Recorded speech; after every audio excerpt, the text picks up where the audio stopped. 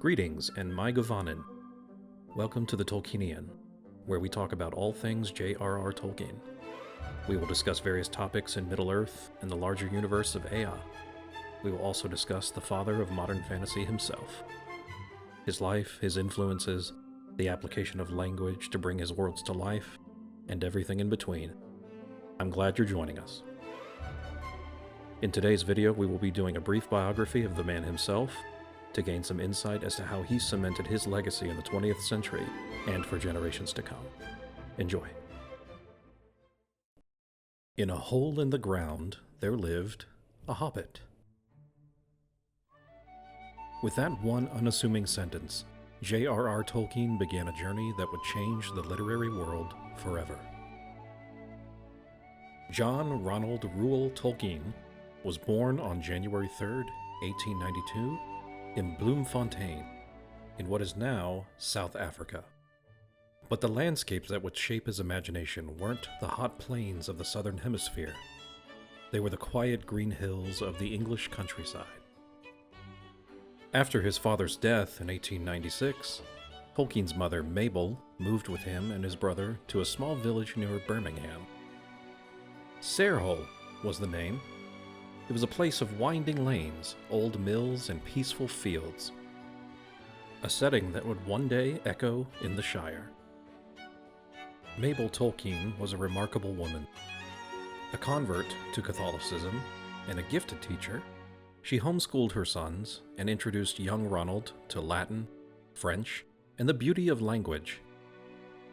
Her influence was deep, and when she died in 1904, only 12-year-old Ronald was left with both a profound grief and an enduring faith that would shape him for the rest of his life.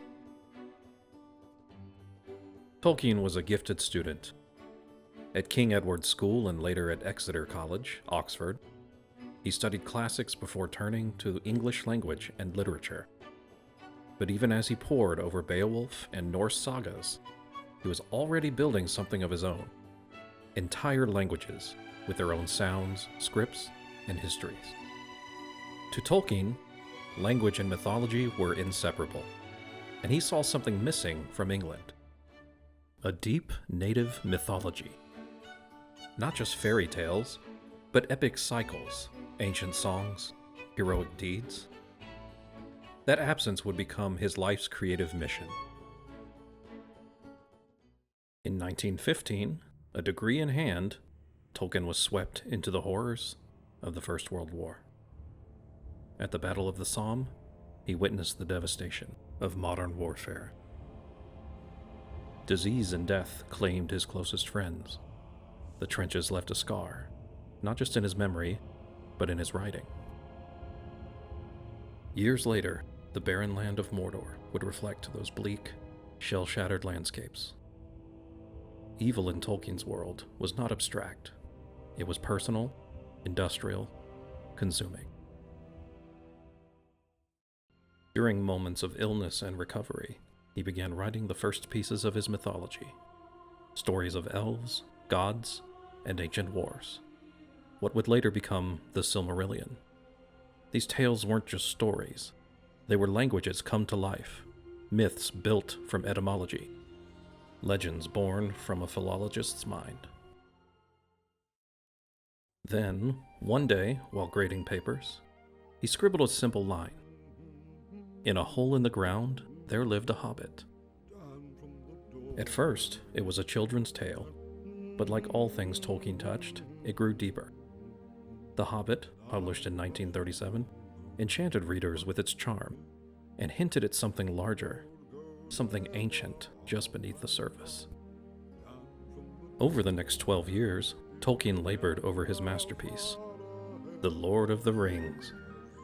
What began as a sequel became an epic, a world, a mythology, a moral universe. 3 volumes, published between 1954 and 1955, told the tale of Frodo Baggins and the burden of the One Ring. It was a story of power, of courage, and of the quiet strength of the humble, of light battling against an ever-encroaching dark. At first, critics were unsure, but readers knew. The Lord of the Rings was more than a novel. It was a journey, one that grew in popularity, especially among a generation hungry for meaning in a turbulent world. By the 1960s, Tolkien had become a literary icon. His works were devoured by students, scholars, and dreamers alike. They gave rise to a genre, modern fantasy, as we know it today. At Oxford, Tolkien was a beloved professor. He was known not only for his scholarship, but for his warmth, his humor, and his deep friendships, especially with C.S. Lewis.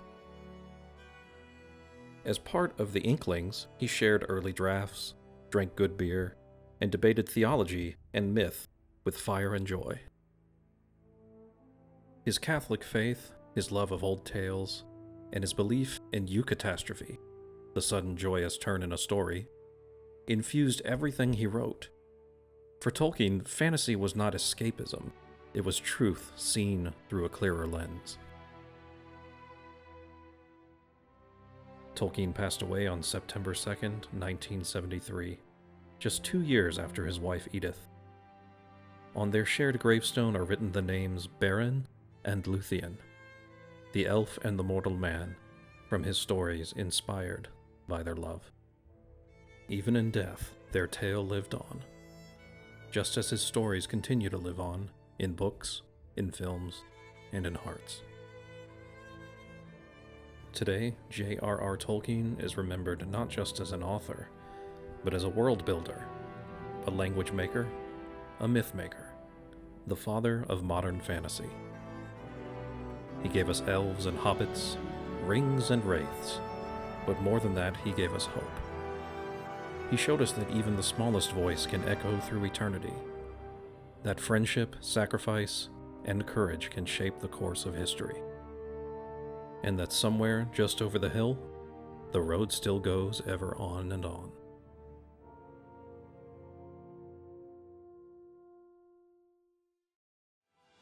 Thank you for taking a few moments out of your day to go on this little journey with me. I love all things Tolkien, and I hope to see you again for the next adventure. If you enjoyed this video, please hit the like button and consider subscribing to the channel. Namarie, friends. Until next time.